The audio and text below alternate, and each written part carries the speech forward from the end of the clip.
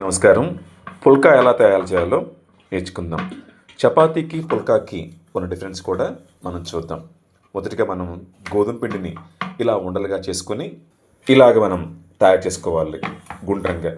చపాతీకైనా పుల్కాకైనా ఇలా కంప్రెస్ చేసిన తర్వాత ఇలాగ పెనం మీద కాల్చి కొంచెం నూనె వేస్తే కనుక అది చపాతీ.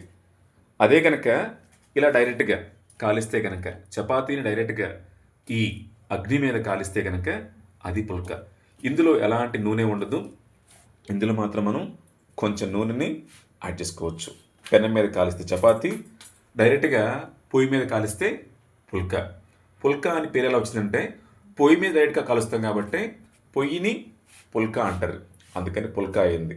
సో ఇలా కాల్చుకుని తింటాం. దీనివల్ల ఏమవుతుందంటే మనకి ఎలాంటి ఆయిల్ కూడా ఉండదు. ఇలాగ పొంగుతుంది మనకి పుల్కాలు. డైట్ పాటించేవాళ్ళు, సాయంత్రం పూట ఫుడ్ కంట్రోల్లో ఉండాలి అనుకునేవారు ఇలాగ చక్కగా లైట్ ఫుడ్ని తీసుకోవటం వల్ల చాలా హెల్తీగా హ్యాపీగా ఉంటాం.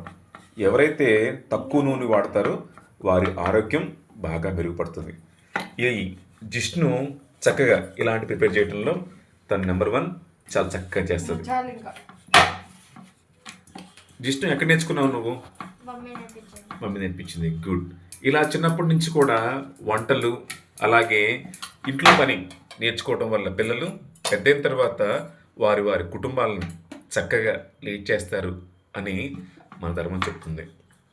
తప్పకుండా ఇంట్లో పిల్లలు ప్రతి పనిలోనూ ప్రతి ఇంట్లోనూ ఇలాగా అమ్మకి సహాయంగా ఉంటారు అని కోరుకుంటున్నాను. తప్పకుండా మీరు కూడా మీకు ఇష్టమైన టిఫిన్ ఏంటో కామెంట్ చేయగలరు. థ్యాంక్